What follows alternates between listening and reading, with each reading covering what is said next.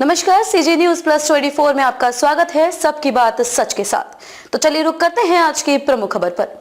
3 साल तक सबसे तेजी से बढ़ेगी भारत की अर्थव्यवस्था, बांग्लादेश में सुस्त रह सकती है विकास दर, जानिए वैश्विक आर्थिक संभावना रिपोर्ट। भारत अगले 3 वर्षों में 6.7% की स्थिर वृद्धि दर्ज करते हुए सबसे तेजी से बढ़ने वाली प्रमुख अर्थव्यवस्था बना रहेगा। विश्व बैंक की नवीनतम वैश्विक आर्थिक संभावना रिपोर्ट के मुताबिक भारत में वित्त वर्ष 2023 और 24 में आर्थिक वृद्धि बढ़कर 8.2% रहने का अनुमान है। यह विश्व बैंक के जनवरी में जताए गए पिछले अनुमान से 1.9% अधिक है। इसके साथ ही विश्व बैंक ने वर्ष 2024 में वैश्विक आर्थिक वृद्धि के 2.6% पर स्थिर रहने का अनुमान जताया। उसने कहा कि अगले 2 वर्षों में वैश्विक वृद्धि बढ़कर औसतन 2.7% तक हो जाएगी। हालांकि ये भी कोरोना से पहले के दशक के 3.1% से काफी कम होगी। रिपोर्ट के मुताबिक इस पूर्वानुमान का मतलब है कि 2024 और 26 के दौरान दुनिया की 80% से अधिक आबादी और वैश्विक जीडीपी वाले देश कोरोना से पहले के दशक की तुलना में धीमी गति से बढ़ रहे होंगे। दक्षिण एशिया क्षेत्र में सुस्ती। दक्षिण एशिया क्षेत्र में वृद्धि वर्ष 2023 में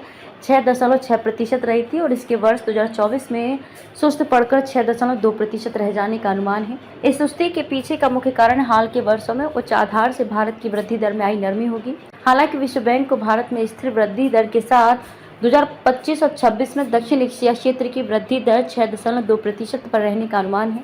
इस क्षेत्र की अन्य अर्थव्यवस्थाओं में बांग्लादेश में वृद्धि पिछले वर्षों की तुलना में थोड़ी सुस्त रह सकती है, जबकि पाकिस्तान और श्रीलंका में इसके मजबूत रहने की उम्मीद है। विस्तार की रफ्तार धीमी होने की संभावना। रिपोर्ट कहती है कि भारत दुनिया की सबसे बड़ी अर्थव्यवस्थाओं में सबसे तेजी से बढ़ने वाला देश बना रहेगा, लेकिन इसके विस्तार की रफ्तार धीमी होने की संभावना है। वित्त वर्ष 2023 और 24 में उच्च वृद्धि के बाद 2024 और 25 से शुरू होने वाले 3 वित्त वर्षों के लिए औसतन 6.7% प्रति वर्ष की स्थिर वृद्धि का अनुमान है।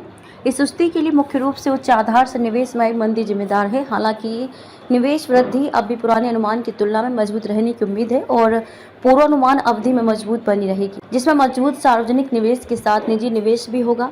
सरकारी खपत में धीमी वृद्धि होने का अनुमान। रिपोर्ट कहती है कि निजी खपत में वृद्धि को कृषि उत्पादन में सुधार और मुद्रास्फीति में आई गिरावट से फायदा होने की उम्मीद है। जीडीपी के सापेक्ष चालू व्यय को कम करने की सरकार के लक्ष्य के अनुरूप सरकारी खपत में धीमी वृद्धि होने का अनुमान है। खबरों में अब तक के लिए बस इतना ही। फिर होगी आपसे मुलाकात ऐसी किसी बड़ी और खास खबर के साथ। तब तक के लिए नमस्कार और देखते रहिए सीजी न्यूज प्लस 24।